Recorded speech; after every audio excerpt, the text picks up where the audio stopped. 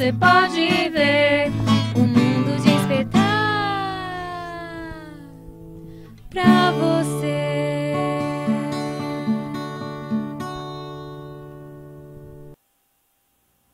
Olá pessoal, bom dia, como vocês estão? Tudo bem? Espero que tenham passado uma excelente semana. Pessoal, hoje nós vamos tratar de um assunto eu considero muito importante, mas antes eu tenho que comentar com vocês o que aconteceu. Nós temos no nosso grupo a pequena Larissa, inclusive ela teve da nossa primeira corrida, o Run Kids. Claro, um bebê, a mãe e os pais foram prestigiar, a irmã dela correu e nós ficamos sabendo no dia de Páscoa que a Larissa estava sendo velada e tinha vindo a óbito. Então foi uma coisa muito chocante e a gente precisa entender, claro, que a Larissa está sendo um ponto que a gente vai sempre falar e a gente vai sempre discutir. Mas nós estávamos conversando e aí falamos o que pode ter acontecido, ou melhor, o que as mães, quando a criança está com alguma febre ou que a criança está chorando, alguma coisa, o que a mãe faz? Ah, eu vou no hospital, vou num pronto-socorro, mas o que eu vou fazer? Qual o protocolo? Eu posso pedir prioridade? Eu não posso? Então, para isso, nós convidamos, e eu quero agradecer muito o doutor que veio aqui, ele é o doutor Alexandre, ele é do Elo 21, ele atende na Santa Casa, ele atende também no ABC, e assim, nada mais, e eu tenho que agradecer muito da gente ter uma pessoa que saiba, que vai nos orientar, e claro, a gente vai chegar lá preocupado, sim, mas a gente vai chegar com informação, é isso que a gente precisa, muito, muito informação. Doutor, muito obrigado por estar aqui, muito obrigada mesmo. Eu que agradeço o convite, eu que agradeço a oportunidade de a gente divulgar as informações e conversar um pouquinho sobre esse assunto. Tá ótimo. Pessoal, então o que nós vamos fazer? Nós vamos fazer uma série de programas quando a criança precisar, ou algumas dicas para as mães, mas estou com o meu bebê doente, o que fazer? Então hoje a gente vai começar essa série de programas, a gente vai ter em torno de 3, 4 programas e a gente vai comunicando para vocês ao longo da programação, tá bom? Doutor, estou com o meu bebê que está com uma febre, está doente, está chorando, o que fazer? Ok. A primeira coisa mais importante é as emergências, as intercorrências dos indivíduos com síndrome de Down ou indivíduos com trissomia 21, né, dependendo da forma que a gente queira nomear, são mais frequentes. Então as procuras ao pronto-socorro são mais frequentes, as internações são 13 vezes mais frequentes do que nas crianças que não têm síndrome de Down. Então a primeira coisa importante é você ter um profissional seu de referência para se tirar as dúvidas e conhecer as patologias que estão associadas com aquela criança. E é sempre importante ter um centro de referência para as emergências, porque elas ocorrem com qualquer criança. Então isso a gente tem que estar muito bem estabelecido para na hora que acontecer uma emergência a gente não sair correndo procurando o local para onde que eu vou levar. Então isso é muito importante. Então a primeira coisa em relação a emergências com a criança é converse com o profissional, com o pediatra, o médico de família, o especialista que cuida do seu filho e converse com ele. Olha, se meu filho tiver uma emergência, se for algo simples, que eu acho que ele está com uma gripe, um resfriado, onde eu levo? Não, ele tem algo grave, uma emergência, onde eu levo? Qual distância que eu estou desses centros? E como que funciona? Chamo uma ambulância ou não chamo? E aí o profissional também te orienta para você saber onde levar. Então esse é o primeiro passo e o mais importante, é onde eu levo meu filho. Tá? O segundo passo são as emergências mais comuns da infância, são comuns para qualquer criança. Então, a maior parte das vezes a gente tem febre associada, então a febre sozinha, isolada, com aquela criança que está bem, está se alimentando bem, que não tem nenhum sintoma associado, está tudo ok, a gente pode medicar essa criança e levar ao centro de saúde para se justificar. Aquela criança que tem um sintoma associado, por exemplo, sintoma respiratório, ou que tem alguma intercorrência associada, uma má aceitação de dieta, uma alteração de comportamento, uma alteração de sinais vitais, essa eu tenho que priorizar e tenho que levar imediatamente essa criança. Então esse é o primeiro ponto, identificar se junto com aquela intercorrência mais comum, se eu tenho outros fatores de gravidade associados, né? E lembrar que no caso da síndrome de Down, metade das crianças tem cardiopatia congênita. Então esse é um fator importantíssimo quando a gente fala em emergência e síndrome de Down, porque aquelas que têm uma cardiopatia associada, essa cardiopatia tem níveis de gravidade dependendo do tipo de cardiopatia que ela tem associado. Então conhecer bem a cardiopatia para poder saber se aquela criança tem risco de descompensar mais rápido é muito importante. Então, por exemplo, se eu tenho um filho com uma cardiopatia congênita, com síndrome de Down, que eu sei que ele tem uma chance de, por exemplo, uma hipertensão pulmonar, um acometimento respiratório mais grave, em qualquer quadro respiratório já tem que procurar um serviço médico para avaliar a gravidade, né? Nós tivemos uma mãe aqui, a Ana Lúcia, vocês viram, acompanharam o programa, mas é engraçado, a Ana, ela teve o filho, então na maternidade, só no momento que o bebê nasceu, 2 dias depois é que foram um médico falar que o filho dela poderia ter a síndrome de Down, e o médico falou para ela, você precisa comunicar ao teu marido. O médico também não comunicou ao marido. Então, além dela ter um choque com a notícia, ela que teve que dar essa notícia para o pai, que o pai não estava lá no momento. Além disso, eles até comentaram com ela que o bebê tinha uma cardiopatia. Que ela comenta conosco, se ela não sabe, se ela quis viver numa ilusão que a cardiopatia ia sarar, então ela não esperava que o bebê fosse operar em menos de 1 ano. Então tem hora que assim, as mães, graças a Deus a Sofia não tem cardiopatia, mas como tratar isso, né? Como ser bem claro, porque tem horas que as mães acham assim, vai sarar de uma hora para outra. E não vai acontecer isso, né, doutor? Isso é uma soma de fatores, né, que levam a esses problemas. Um é a desinformação dos dois lados, né? Então às vezes faltam informações para os pais, porque nunca tiveram um familiar ou um indivíduo com síndrome de Down. Então é difícil para aquela família, porque tudo é novo, né? Então os riscos, as possibilidades são todas novas. E às vezes também existe uma desinformação da área da saúde. Então às vezes falta passar a informação de maneira clara, deixar isso bem nítido do que pode acontecer, dos riscos. Então a gente vê isso. Em São Paulo a gente vê muito isso, que é um centro que é onde estão as melhores referências médicas. A gente recebe crianças do país inteiro no Elo 21, então a gente vê que é pior ainda, às vezes, em alguns estados.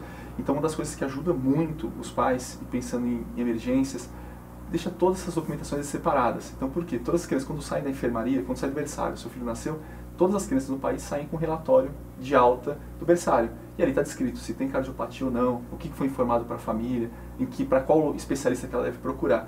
Então, todas essas documentações têm que estar juntas da criança, e quando eu levar um serviço de saúde, eu preciso estar com elas. Porque isso ajuda muito, né? Igual você falou, às vezes tem a questão dos pais, tem a questão da aceitação, que é algo importantíssimo a ser trabalhado, e tem uma questão de entender a doença, tem uma questão de querer entender a doença que a criança tem. Quando eu digo doença, eu falo de cardiopatia, de uma malformação do trato intestinal, de uma alteração respiratória. Então, facilita muito quando isso está de maneira objetiva, né, descrito. A gente fala para as famílias, andem com todos os relatórios, com todos os exames. No caso da cardiopatia, a maior parte dos serviços, se você detecta uma cardiopatia ao nascimento, ou se você detecta um indivíduo que nasceu com síndrome de Down, você faz o ecocardiograma. No berçário, na maior parte das vezes. Essa família já sai com o relatório, já sai com o ecocardiograma, que ali está descrito qual cardiopatia, né? Todo hospital fará esse exame? Se o hospital não tem o ecocardiograma disponível, ele tem que ou pedir a um serviço, então a criança é transferida, que está ali no berçário, para um serviço para fazer o ecocardiograma e voltar, ou se tem certeza, pelo exame físico, pela ausculta do coração daquela criança, que ela não tem cardiopatia, e ela está bem hemodinamicamente, ou seja, ela não tem nenhum sinal de gravidade, você pode dar alta, mas orientando a família para que imediatamente a procure os serviços, para poder ser feita uma avaliação cardíaca, para que seja feito o ecocardiograma. É de praxe, né? Infelizmente no SUS, às vezes o ecocardiograma fetal, ou seja, dentro da barriga da mãe, nem sempre é realizado, não é todos os serviços que tem, né? Mas seria o ideal que essa criança tivesse um ecocardiograma intraútero, né? Então, porque é estranho, assim, no nosso caso, como nós descobrimos que a Sofia teria a síndrome de Down antes, nós fizemos e nós já sabíamos que a probabilidade era grande de não ter cardiopatia. Mas falou, vamos esperar nascer para ter certeza. Mas no caso, quando a mãe, é direito mesmo da mãe, no hospital tem esse aparelho, mesmo que seja SUS, ela tem esse direito, ou eles podem falar, não, nós não vamos fazer? Não, e assim, eu nunca vi isso acontecer também, né, de se recusar a fazer. Mas a família estando informada da necessidade do eco, ela cobra da equipe, né? O que acontece é isso, se a criança tem indicação, se ela tem uma ausculta de cardiopatia, ela vai fazer o ecocardiograma. O que acontece pode ser que ninguém detectou. A pessoa foi ouvir o coração da criança, algumas alterações a gente não detecta ao nascimento, a gente detecta na sequência, mas as mais graves detectam ao nascimento. E os serviços fazem, raramente, eu nunca ouvi uma história de uma das famílias, a gente tem mais de 4.000 famílias na Santa Casa de São Paulo, a gente nunca viu que um serviço se recusou a fazer o ecocardiograma. A grande dificuldade para quem está dentro do Sistema Único de Saúde é quando meu bebê, que tem síndrome de Down, não foi detectada uma cardiopatia no exame físico, recebeu alta para casa, aí eu vou ter que procurar um serviço e procurar o ecocardiograma. E é muito difícil, a gente sabe a dificuldade que tem em algumas cidades, em alguns estados, de fazer o ecocardiograma. Mas a família sabendo da necessidade, isso está bem estabelecido na literatura, ela entrando dentro do serviço de saúde pública, dá para poder requisitar esse exame e todos os estados têm uma referência de ecocardiograma. Então, isso existe. Às vezes, alguns mais difíceis, né, a gente sabe a realidade como é, e alguns bem mais fáceis, às vezes está dentro do próprio centro que a criança nasce. Eu achei interessante o senhor falar que são 13 vezes mais a possibilidade de uma criança ter internação e ter intercorrência. E, pessoal, o doutor, nós estamos falando que trabalha no Elo 21 e lá tem um aplicativo que todas as mães podem baixar e aí todos os resultados dos exames que você tem, consultas, então lá tem um aplicativo que você pode colocar isso. Claro que você vai ter que andar com os exames, mas é legal porque lá você pode colocar os principais acontecimentos, né, doutor? Perfeito. E mostrar isso para o médico, né?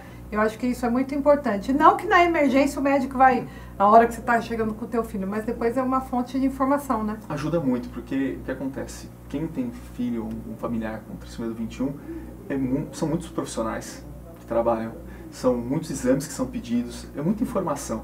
Então a gente, quando começou lá no ambulatório de síndrome de Down na Santa Casa de São Paulo e do Elo 21, que vem posteriormente, a gente percebeu que muitos pais eram mais gestores de síndrome de Down do que pais. Você fica tão preocupado com os recursos, com os exames, com os profissionais, que a sua vida vai ficando uma loucura a respeito de tanta informação. E a gente quis um mecanismo para facilitar. E aí, junto com um aluno nosso que hoje está fazendo radiologia, a gente desenvolveu esse aplicativo que é gratuito. E a ideia é essa, que ali seja um local de informação para os pais alimentares, para os pais deixarem as informações guardadas. Elas ficam armazenadas nas nuvens, então fica na nuvem, então se o pai perder o celular ou for roubado, a informação está lá.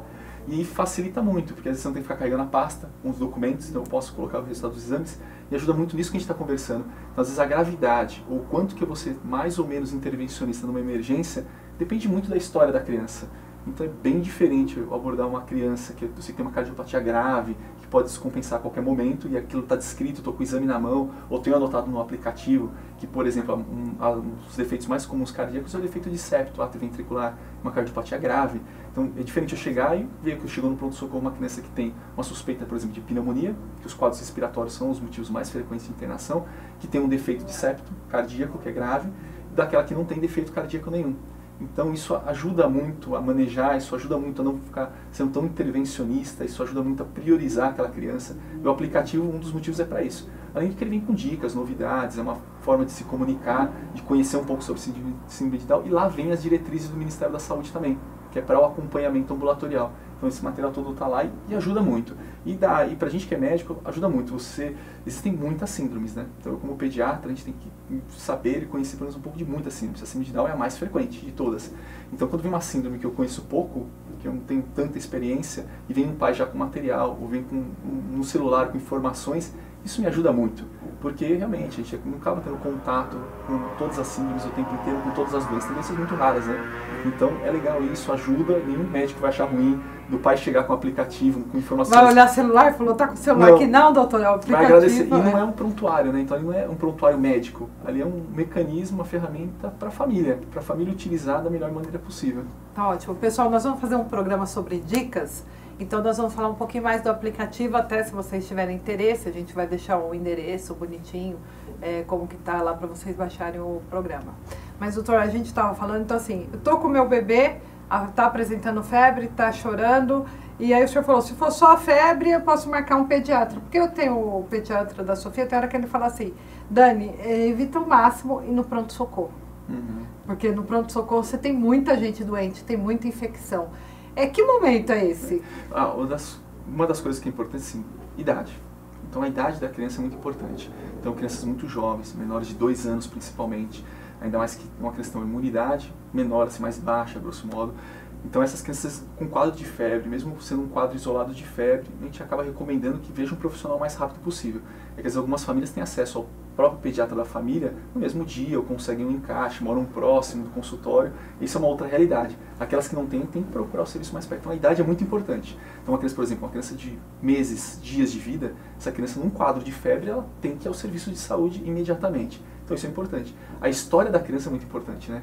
Então se eu tenho meu filho que já fez 4, 5 pneumonias graves, já teve muito uso de antibiótico, os quadros de febre também eu vou priorizar. Agora, naqueles casos que você tem uma idade maior, uma criança já próxima da adolescência, que refere melhor as queixas. Então, por uma coisa, uma criança de 1 ano fazendo febre que não consegue falar aonde que ela está sentindo dor. Outra coisa, uma criança de 7, 8 anos que avisa que está com dor no ouvido. Então, isso é muito importante. O quanto os pais conhecem o filho, né? O quanto você sente e percebe que aquilo está mais grave ou menos grave.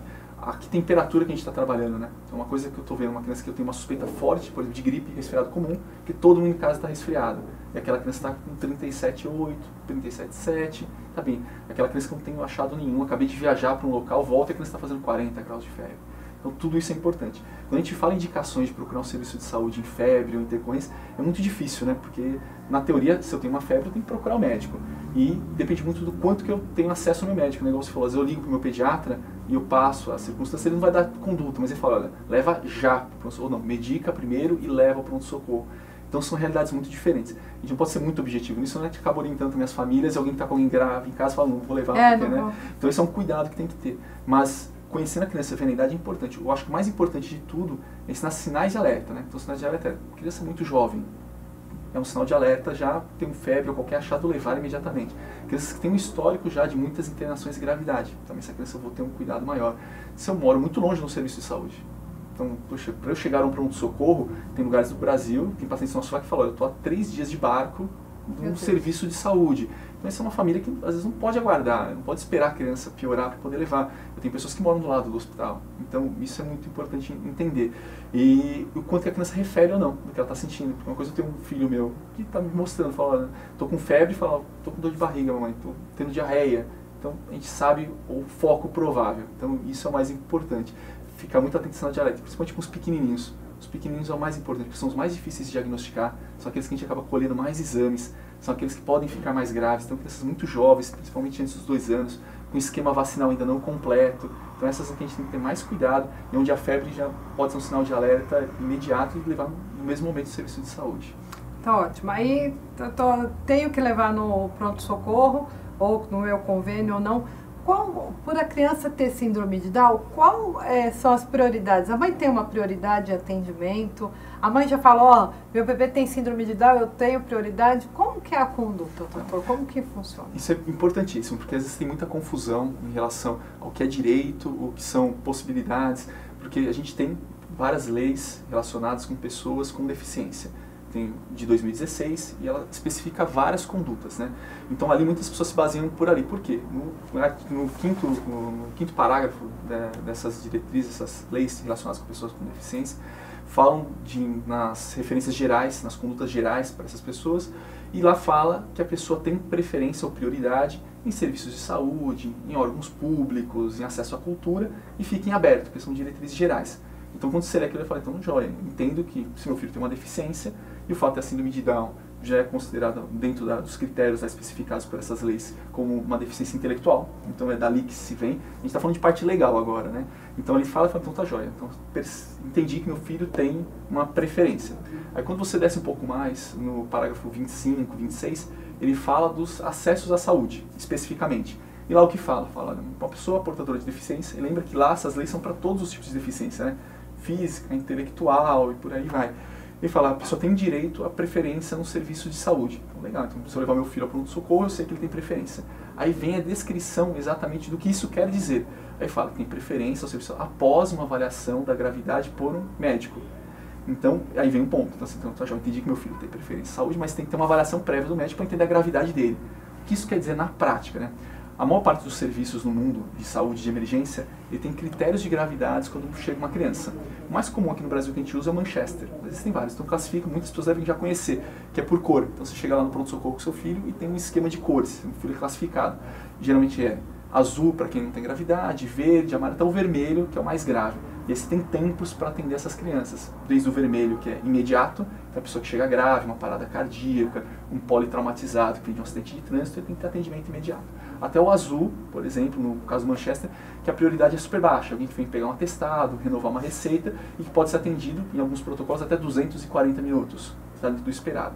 Então o que isso quer dizer de prático para quem tem os filhos e vão ao pronto-socorro? Você vai chegar, porque você chega e fala assim, não, meu filho tem direito de ser atendido como prioridade. Mas por essa lei, a gente está falando da lei, não está falando assim, o que é certo, o que é errado, o que precisa não melhorar, né? Mas o que está descrito lá é, então ele chegou, ele vai ser classificado, por exemplo, pelo Manchester. Então se ele for classificado como verde, entre aquelas pessoas do verde, ele tem prioridade. Não é que ele tem prioridade na frente do vermelho. Então ele tem prioridade dentro da classificação médica daquele serviço. Aí tem serviço que não tem classificação. Como que eu vou agir assim? Aí a lei não contempla muito bem. Então quando você leva uma OBS, quando você leva um pronto-socorro que não tem classificação nenhuma, seu filho chegar, tem várias pessoas e ninguém foi classificado. Então, às vezes, na prática, a enfermeira ou quem classifica informa que tem uma criança, uma pessoa com deficiência e tenta se priorizar. Mas a hora de cobrar isso do serviço ou você processar aquele serviço porque não priorizou seu filho fica muito difícil. Mas dentro dessas regulamentações que tem, acho mais interessante, que pouca gente conhece, é que lá nessas determinações do parágrafo 25, 26, começa a falar sobre as questões dentro do hospital. Lá tem um dos parágrafos que refere o seguinte, que você tem, quem tem deficiência tem direito de ter um acompanhante em todos os procedimentos médicos, exames e o acompanhamento durante a internação. Porque a gente tem no Brasil que quem tem direito a um acompanhante por idade, as crianças e os idosos. No meio do caminho, a rigor, a pessoa não tem direito a ter um acompanhante, por exemplo, na internação. Quem tem deficiência tem direito por essas normativas. Então, às vezes, você tem um filho com 15 anos, 16 anos, sem deficiência, ninguém vai poder acompanhar. Ele vai ficar sozinho na enfermaria. Com deficiência é direito seu. E você pode, porque tem uma lei que determina isso muito bem, e você pode pedir isso ao serviço de saúde, se caso te for negado, e para que você acompanhe seu filho durante a internação inteira, durante o procedimento e o exame o tempo todo. Então, isso também é bem importante. Porque assim também não cria um desconforto, às vezes, da família, com a equipe de saúde que está atendendo ela, né? E aí tudo fica dentro daquilo que é a legalidade. E na prática, muitos serviços têm, cada serviço tem a sua liberdade, então tem muitos serviços privados que, fora o Manchester, fora tudo isso, determina que vai ser dada uma prioridade para quem tem deficiência. E aí é uma coisa daquele serviço de saúde. Então também é legal perguntar isso quando você chegar com seu filho. Então, se eu cheguei com meu filho no pronto-socorro, ele vai passar por uma classificação? Olha, meu filho tem uma deficiência. Ele vai ser priorizado? Não vai. De que maneira? Vai ser priorizado dentro da categoria que ele está de gravidade, ou às vezes eles falam, ele é priorizado por ter deficiência, a gente vai priorizar dessa forma. E aí você pergunta o tempo de espera, e aí você entende em que momento e aonde que seu filho está na classificação. Isso é super importante, porque gera muita dúvida dos pais, né? Porque a gente, quando eu chego no nosso convênio, claro, você vai, antes de falar qualquer pessoa, você já tem que pegar uma senha, né? Uhum. E aí nesse momento você fala, eu tô com uma criança que ela tem síndrome de Down, e geralmente é muito tranquilo.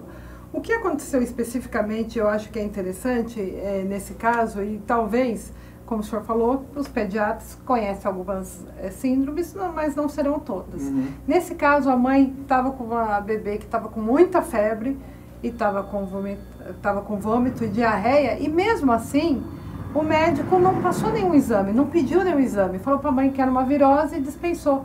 Uhum. E essa mãe teve que voltar novamente no hospital e eles fizeram a mesma coisa. E assim, tem hora que o médico talvez pode pensar, a mãe está querendo atestado, alguma coisa, a gente espera que nunca seja isso. Mas nem um atestado de acompanhamento para a mãe, essa criança teve.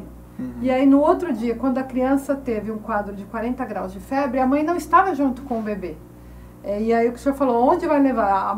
O bebê estava com a avó, que provavelmente pode ir em alguma consulta, mas não nem dirigia, e chegou numa UBS porque ela não conseguiu chegar nem no hospital referência ou hospital onde a criança tinha sido atendida. Então, o que eu claro que o médico sempre vai tentar fazer o melhor, mas o que eu posso sugerir para ele? O que eu posso falar, doutor, eu preciso que o senhor faça isso? Como que é? É uma das coisas que ajuda, assim, na prática, os casos em si, eu como médico nem posso discutir os casos Sim, especificamente, né? Mas acho que tem dicas importantes para a gente conversar, às vezes para abordar o médico ali que está atendendo seu filho e passar coisas que tanto dá mais segurança para ele, enquanto também não fica aquela impressão que eu estou tentando ter uma intervenção na conduta do médico, né? Então isso é importante. Então uma das coisas que ajuda muito é lembrar que é algo que hoje se discute muito, que há 10 anos atrás se falava muito pouco, que é a questão de imunodeficiência relacionada com a síndrome de Down. Na verdade é muito entre aspas, porque não é uma imunodeficiência primária, ou uma imunodeficiência adquirida, nada disso. Então não é uma baixa imunitária, quanto é em cada indivíduo isso varia, mas a gente sabe que o indivíduo tem uma imunidade que tem às vezes uma resposta pior do que a esperada. Então por isso que ele interna mais, por isso que ele infecta mais, por isso que os casos são mais graves de infecção. Então quando eu abordo o médico e passo isso para ele, falo, olha, meu filho, minha filha tem síndrome de Down e, doutor, o pediatra dele pediu para te passar isso, essa informação, que tem a imunidade, às vezes, prejudicada, e seria interessante ter um olhar diferente nas infecções, e ele já passou por isso, por aquilo. Aí o médico que está ali entende, às vezes não tem esse contato, mas entende que existe um cuidado maior em termos imunológicos, e isso acontece, aí acaba acontecendo o que você falou nesse caso. Mas o médico tem um olhar diferente, tem um pouquinho mais de atenção, porque sabe que aquela criança pode ficar mais grave, e aí acaba tendo um pouquinho mais de cuidado em relação a essa questão imunitária e a infecção que ele está ali presenciando no momento.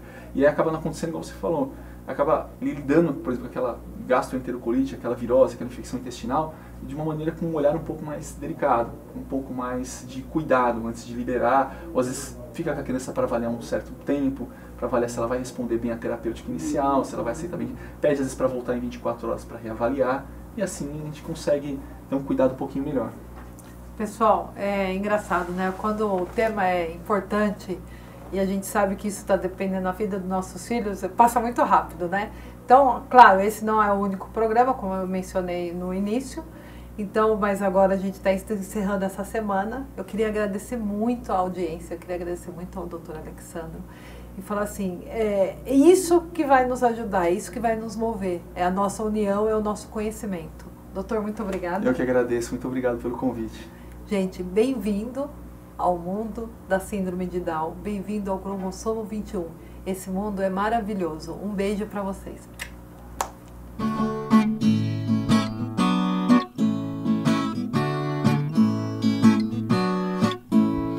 Eu vim para encantar você. Eu vim para despertar em ti algo diferente que você vê e que só existe em mim. A maneira Down Up de ser. Em 21 de março você pode ver o mundo despertar